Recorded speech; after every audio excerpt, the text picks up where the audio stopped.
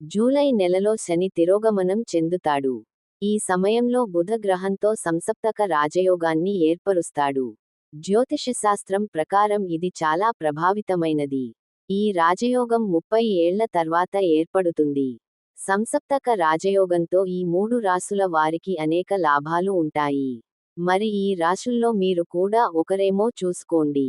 గ్రహాలు కాలానుగుణంగా ఒక రాశి నుంచి మరో రాశిలోకి ప్రవేశిస్తూ ఉంటాయి.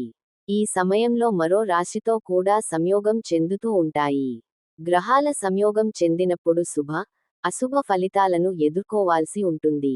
వేద జ్యోతిష్య శాస్త్రం ప్రకారం గ్రహాల కదలిక, వాటి పరస్పర కలయిక పెద్ద మార్పులను తీసుకువస్తుంది. ఈ అరుగైన రాజయోగం ఆకస్మిక ధన లాభం, వృత్తిలో పురోగతి, వ్యాపారంలో లాభాలు వంటి శుభఫలితాలను తీసుకువస్తుంది. శని, బుధ గ్రహాల కలయిక జీవితంలో పురోగతికి సువర్ణవకాశం తీసుకువస్తుంది. మరి అదృష్ట రాశులు ఎవరు? ఆ రాశుల్లో మీ రాశి కూడా ఉందేమో చూసుకోండి. సంసప్తక రాజయోగంతో ఈ 3 రాశుల వారికి బోలెడు లాభాలు. 1. కర్కాటక రాశి. కర్కాటక రాశి వారికి ఈ యోగం శుభప్రదంగా ఉంటుంది.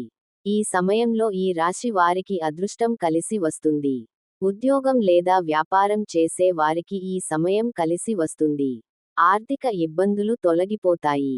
ఈ సమయంలో ఆధ్యాత్మిక కార్యక్రమాల్లో పాల్గొంటారు. మానసిక ప్రశాంతత లభిస్తుంది. తోటి ఉద్యోగస్తుల మద్దతు మీకు ఉంటుంది. ఎప్పటి నుంచో పూర్తికాని పనులు ఈ సమయంలో పూర్తవుతాయి. 2. వృషభ రాశి. వృషభ రాశి వారికి సంసప్తక రాజయోగం అదృష్టం తీసుకువస్తుంది. ఈ సమయంలో ఈ రాశి వారి ఆర్థిక పరిస్థితి మెరుగుపడుతుంది. ఆదాయం పెరుగుతుంది.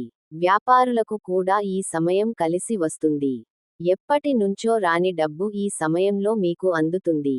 కష్టానికి తగ్గ ఫలితం ఉంటుంది. 3. మీన రాశి. మీన రాశి వారికి సంసప్తక రాజయోగం అనేక లాభాలు అందిస్తుంది. ఈ సమయంలో ఈ రాశి వారికి పేరు, ప్రతిష్టలు పెరుగుతాయి. వివాహితుల ప్రేమ జీవితం మధురంగా మారుతుంది. అదృష్టం కలిసి వస్తుంది. వ్యాపారులకు కూడా ఈ సమయం బాగుంటుంది. ఆర్థికపరంగా సమస్యలు తొలగిపోయి సంతోషంగా ఉంటారు. గమనిక: ఈ కథనంలో మీకు అందించిన సమాచారం, సూచనలు పూర్తిగా నిజమైనది, ఖచ్చితమైనది అని మేము చెప్పలేము. నిపుణుల సూచనల ప్రకారమే మేము ఈ సమాచారాన్ని అందిస్తున్నాం. వీటిని పాటించే ముందు ఖచ్చితంగా సంబంధిత రంగంలోని నిపుణుల సలహా తీసుకోవడం మంచిది.